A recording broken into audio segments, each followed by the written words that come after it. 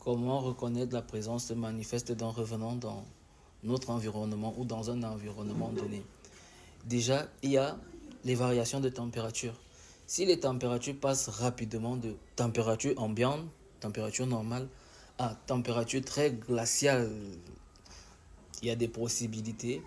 Et il y a maintenant le facteur odeur, senteur. Ça veut dire que il y a des possibilités que si un revenant est dans votre environnement, que ça sente son parfum de pendant qu'il était en vie.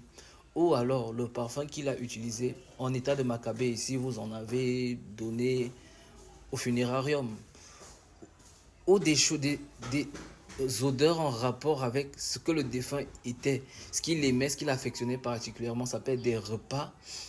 Donc, c'est des possibilités.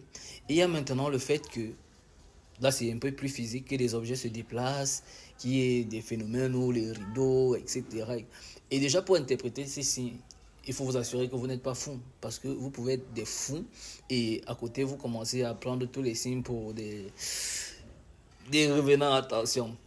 Il y a maintenant le miroir, parce que contrairement à ce que les gens pensent, certains miroirs révèlent les revenants, mais ça ne les révèle pas sous la forme. Ça veut dire que c'est une forme un peu flottée, un peu. Il y a aussi les ombres. Ça veut dire que tu es placé devant lui, mais son ombre est fuyant. Son ombre, ça fait comme les télés avec les câbles là, c'est fuyant. Il y a ça. Maintenant, il y a beaucoup d'autres facteurs. Tu vois. Les facteurs sont nombreux, nombreux, nombreux, nombreux. Mais encore, je vais prendre du plaisir à vous les énumérer parce que c'est drôle. Les facteurs visuels. Quand ils s'adressent à vous, les voix ne sont pas nettes. C'est comme des cris d'oiseaux, c'est comme des murmures. Les voix ne sont pas nettes. Pour qu'un revenant s'adresse à vous et que la voix soit très nette, il faut qu'il ait un seuil d'énergie beaucoup trop. Il y a des possibilités que le revenant vous apparaisse même sous sa forme nette, telle que vous le connaissiez ou vous la connaissiez. Ça arrive. Sauf que c'est dans la vie réelle, les probabilités pour qu'ils vous apparaissent à vous factuellement sont très minces. Ça veut dire qu'ils peuvent aller apparaître à d'autres personnes qui vous diront que elles ont vu. Ça, c'est des. Maintenant, il y a des. Parce qu'ils aiment beaucoup la lumière, ils jouent avec la lumière. Le fait que la lumière s'éteigne et se rallume, c'est.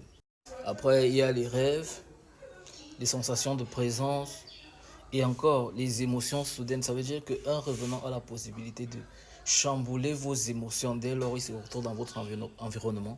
Vous pouvez passer d'un état de tristesse à un état de joie, d'un état de joie à un état de solitude. En fait, il joue avec vos émotions. Ça vacille de gauche à droite, de haut en bas, etc.